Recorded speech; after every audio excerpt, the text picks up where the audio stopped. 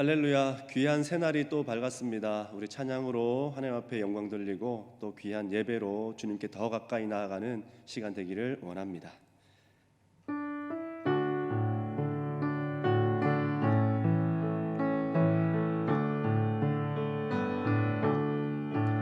갈릴리 호숫가에서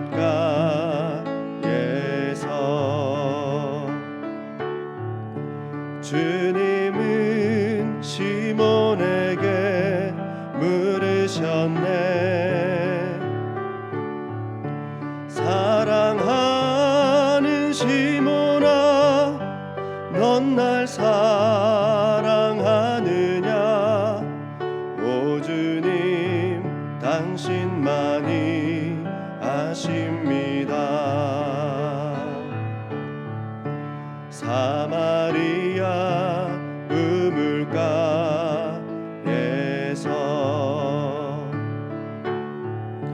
주님은 여인에게 물으셨네. 사랑하는 여인아, 넌 날 사랑하느냐? 오 주님, 당신만이 아십니다.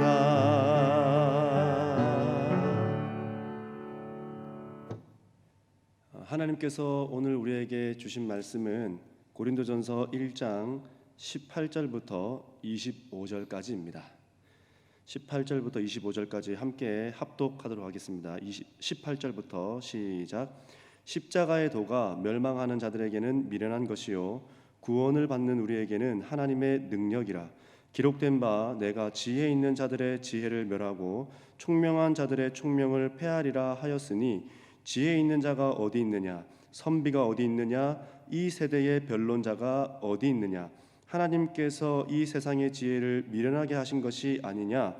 하나님의 지혜에 있어서는 이 세상이 자기 지혜로 하나님을 알지 못하므로 하나님께서 전도에 미련한 것으로 믿는 자들을 구원하시기를 기뻐하셨도다.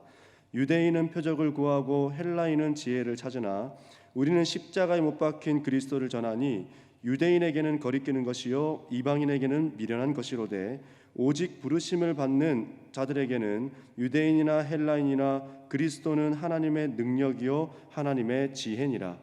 하나님의 어리석음이 사람보다 지혜롭고 하나님의 약하심이 사람보다 강하니라. 아멘. 한 가지 우리 성도님들에게 좀 여쭙고 싶은 게 있습니다. 한번 잘 듣고 대답해 보시기 바랍니다. 나는 예수님을 믿고 있는가? 나는 예수님을 믿고 있는가? 다 믿는다고 대답하셨죠? 예. 자, 그렇다면 한 가지 더요. 자, 그렇다면 내가 예수님을 믿고 있다는 증거가 있는가? 내가 예수님을 믿고 있다는 증거가 있는가? 그것이 무엇이냐라는 겁니다. 자, 누군가에게 보여지는 것 말고 나 스스로에게 예수님을 믿는 사람이라고 말할 수 있는 증거가 있냐라는 거예요. 사람들에게 보여지는 것은 얼마든지 속일 수 있습니다. 사람들에게 보여지는 것은 얼마든지 왜곡해서 감출 수 있습니다. 그러나 나 자신은 못 속이는 거잖아요. 우리 성도님들 스스로가 한번 생각해 보십시오. 정말 내가 예수님을 믿는다면 나 스스로에게 내가 예수님을 믿고 있는 사람이다라고 하는 증거를 제시할 수 있느냐라는 겁니다. 교회 다니는 사람들에게 물어보면 조금 머뭇거리기는 하지만 사람들마다 대부분은 이렇게 이야기합니다. 예수 믿습니까? 라고 교인들에게 물어보면 예, 예수 믿습니다 라고 말합니다. 자, 그런데 어떤 기준으로 예수님을 믿는다라고 말하고 있냐라는 거예요. 도대체 무슨 기준으로 나는 예수님을 믿고 있다라고 말하냐라는 겁니다. 성경은 이렇게 이야기합니다. 그의 영혼과 육신에 거룩함이 있어야 그게 예수 믿는 것이래요. 그리고 세상과 분리된 모습뿐만 아니라 생각과 가치관에서도 세상과 분리됨이 있어야 할 뿐만 아니라 더 나아가서 복음을 전함에 있어서 우리의 삶에 관심이 쏟아져 있을 그때가 바로 예수 믿는 것이다 라고 말할 수 있다는 거예요. 오늘날은 교회를 나가지 않아도 뭔가 당연한 것처럼 보이는 때가 되어버린 것 같습니다. 교회 나오지 않아도 당연한 것처럼 되어져 버린 때, 마치 교회를 나가는 것은 전도의 문을 막는 것이기 때문에 나가지 않아야 된다고까지 말하는 사람들도 있습니다. 물론 지금도 그렇기 때문에 이렇게 영상으로 예배를 드리고 있는 거죠. 나라에서 하지 말라고 했기 때문에. 자, 그렇다면 우리 심령에게 한번 물어보시기 바랍니다. 나의 심령에게 한번 물어보십시오. 당연하다며 지키는 것들 속에 거룩함의 추구가 있는지, 당연하다며 집에서 예배드리고 있고 집에서 생활하고 있는 이 모습 속에 하나님을 향한 거룩함을 추구하는 그것이 있는지, 그리고 세상과는 구별됨이 우리에게 있는지, 복음을 어떻게 전할까라고 하는 애끓는 마음이 우리에게 있는지를 한번 점검해 보라는 겁니다. 당연한 거잖아요. 그러나 그 당연함 속에 우리에게 여전히 있어야 되는 것은 무엇이라고요? 거룩함이 추구되고 있는가? 세상과 구별됨이 있는가? 복음 전하려고 하는 그 애끓음이 있는가? 이것이 우리에게 있어야 된다는 겁니다. 하나님은 이 시대를 통하여서 우리에게 묻고 계신 겁니다. 너 정말 그리스도인이 맞니? 너 정말 그리스도인이니? 라고 우리에게 묻고 계신 것입니다. 우리 진짜 그리스도인이 맞습니까? 다른 사람 생각할 거 없고 나만 좀 생각해 보았으면 좋겠습니다. 누구 때문이라고 말할 것도 없고 나만 보았으면 좋겠습니다. 나만 생각해 보았으면 좋겠습니다. 하나님은 우리에게 펼쳐진 상황을 통해서 물으시는 거예요. 나에게, 우리 성도님들에게 물으시고 계신 겁니다. 지금 우리가 직면한 이 상황들을 통해서 말입니다. 뭐를 물으시는 걸까요? 거룩을 보여야 될 때가 바로 지금이 아니냐, 세상과 구별됨을 보여야 될 때가 바로 지금이 아니냐. 지금 그렇게 우리에게 이 상황들을 통해서 묻고 계신 것입니다. 그래서 18절에 십자가의 도가 언제 받아들여지는 것일까? 십자가의 그 도가 언제 우리에게 받아들여지는 것일까? 언제 십자가가 보여지며 십자가의 복음이 언제 귀로 들리게 되는 것일까? 그런데 우리 너무나 잘 알지 않습니까? 들으려야 한다고 해서 들리는 것이 아닙니다. 보려고 한다고 해서 보여지는 것도 아니에요. 받아들이고 싶다고 해서 받아들여지는 것도 아니라는 겁니다. 십자가가 하나님의 능력인 구원의 도구요 하나님의 지혜로 받아들여지는 때는 언제인가? 그래서 하나님의 은혜로만 가능하다라는 거예요. 하나님의 은혜로만. 그래서 에베소서 2장 8절은 이렇게 이야기합니다. 믿음은 하나님의 선물이다. 내가 받고 싶다고 해서, 알고 싶다고 해서 되는 게 아니라는 거예요. 하나님께서 주셔야 된다는 거예요. 그럼 뭐 해야 됩니까? 하나님께 달라고 요청해야 되는 거예요. 구해야 되는 거예요. 이 선물이 있어야만 십자가의 도가 미련한 것으로 받아들여지지 않을 수 있게 된다는 겁니다. 19절에 이렇게 이야기합니다. 기록된 바라고 쭉 이야기하면서 패하리라. 이 말은요, 이사야 29장 14절을 인용하고 있는 말인데, 이사야 29장에 있는 그 내용들을 쭉 살펴보면 이렇습니다. 너희가 입술로는 하나님을 찾고 경배하지만 마음은 떠나버린, 텅 비어있는, 껍데기만 나와 있는 상태. 그래서 하나님은 없는데 하나님만 말하고 있는 상태. 지혜와 총명을 패단한다라는 겁니다. 지혜와 총명을 패해버린다라는 거예요. 누가요? 하나님께서. 입술만 있고 마음은 없는, 말만 있고 삶은 없는 이런 사람들에게 지혜와 총명을 패한다라는 겁니다. 인간에게 분명 지혜와 총명은 있습니다. 그러나 하나님을 떠난 지혜와 하나님을 떠난 총명으로는 하나님의 지혜인 십자가를 깨달을 수 없다는 것을 우리에게 말해주고 있는 거예요. 자, 따라서 십자가를 알게 되고 믿어지며 따르게 되는 것이 언제입니까? 인간 스스로가 할 수 있는 일이 아니라는 거예요. 20절에 이렇게 이야기합니다. 지혜 있는 자가 누구냐? 선비가 누구냐? 변론가가 어디 있느냐라고 이렇게 이야기합니다. 인간이 가진 한계를 19절에서 바울은 명확하게 한 후에 세상에 인간이 십자가의 도를 스스로 알 수 있는 자가 어디 있냐라고 지금 묻고 있는 거예요. 인간 스스로는 십자가의 도를 깨달을 수도 알 수도 없다는 겁니다. 헬라인을 염두에 두고 한 말입니다. 지혜자.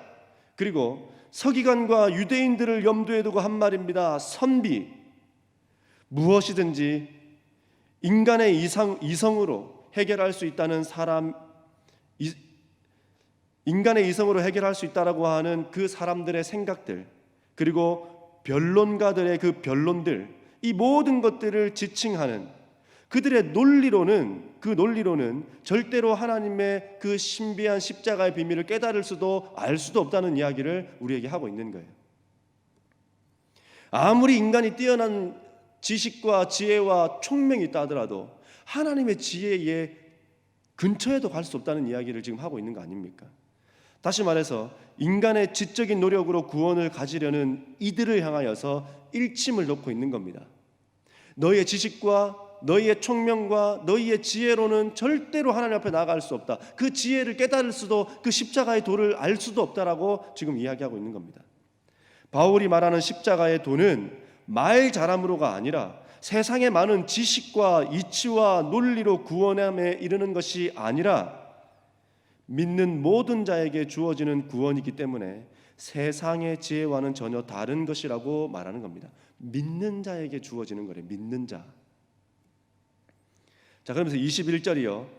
하나님의 지혜에 있어서는 이 세상이 자기의 지혜로 하나님을 알지 못하므로 인간 스스로의 힘과 지혜와 총명으로는 절대 구원에 이를 수 없다는 것입니다.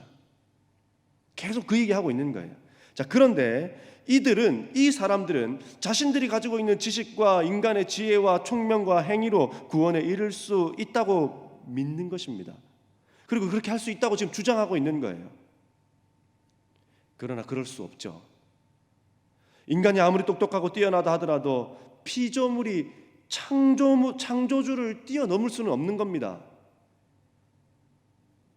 또한 피조물이 창조주의 지혜에 다다를 수도 없는 거예요. 자, 그렇기 때문에 구원은 전도에 미련한 것으로 된다라고 지금 이야기하는 거예요. 영혼 구원을 미련한 것으로 규정하는 이유는 무엇입니까? 이것이 세상이 말하는 지혜와 총명과는 전혀 다른 내용을 가지고 있기 때문입니다. 세상이 말하는 지혜와 총명과는 전혀 다른 내용.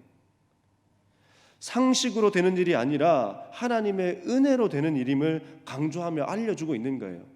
상식과 지혜와 지식과 우리가 가지고 있는 어떤 것으로 되는 것이 아니라 하나님의 은혜로만 되는 일이라는 것을 우리에게 말해주고 있는 겁니다. 자, 그러면서 22절부터는 자신들이 원하고 바라는 대로의 신앙을 가져놓고, 내가 원하고 바라는 대로의 신앙을 가지고 놓고 프레임을 이미 짜놓고 마치 구원에 이를 수 있는 것으로 기대하면서 자신들이 가지고 있는 지식으로 사람들을 설득하고 이해시키고 있는 것입니다. 유대인은 표적을, 헬라인은 지혜를 찾지만 우리는 십자가에 못 박힌 그리스도를 전하니 유대인에게는 거리끼는 불경하고 죄스럽고 수치스러운 것이고 이방인인 헬라인들에게는 이해되지 않고 납득되지 않는, 그래서 도저히 받아들일 수 없는 미련한 것이로되 믿는 우리에게는 그리스도가 하나님의 능력, 즉 구원이요 하나님의 지혜다라고 그렇게 말하고 있는 겁니다. 예수님 안에서만 이 구원의 은혜를 누릴 수 있고 유지할 수 있게 될 뿐만 아니라 누릴 수 있다는 이야기를 하는 거예요. 예수님 안에서만.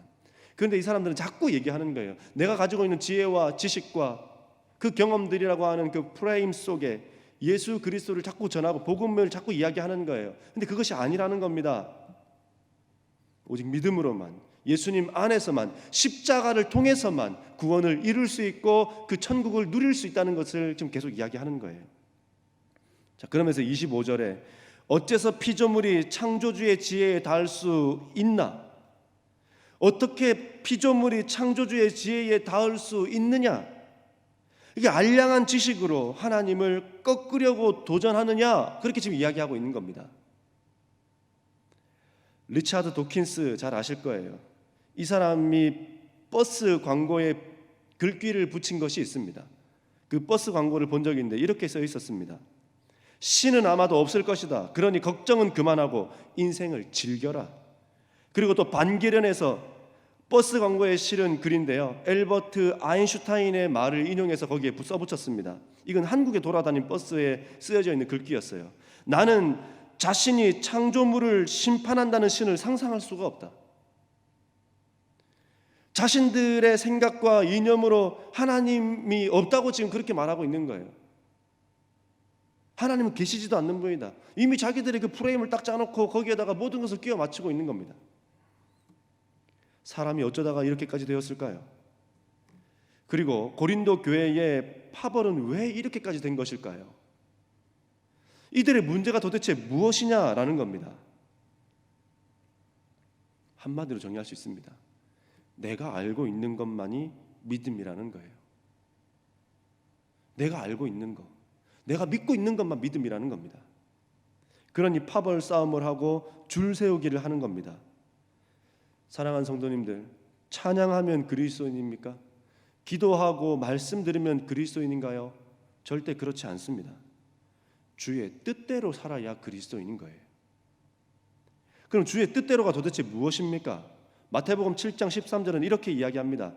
좁은 문으로 가고 있는가? 너희가 좁은 문으로 가고 있는가? 이것을 점검해 보라는 거예요. 그 좁은 문으로 가는 자야만 비로소 주의 뜻대로 하는 거래요. 그러면서 그 길은 무엇이라고요? 요한복음 14장 6절에 내가 곧 길이요 진리요 생명이니 나로 말미암지 않고는 아버지께로 올 자가 없다. 예수님만을 따르는 것이 주의 뜻대로라는 겁니다. 예수님을 따르는 길은 넓지 않음을 기억하십시오. 절대 넓지가 않습니다. 그리고 논리에 납득에 상식과 이해에 입각하지도 않습니다. 그리스도의 길은.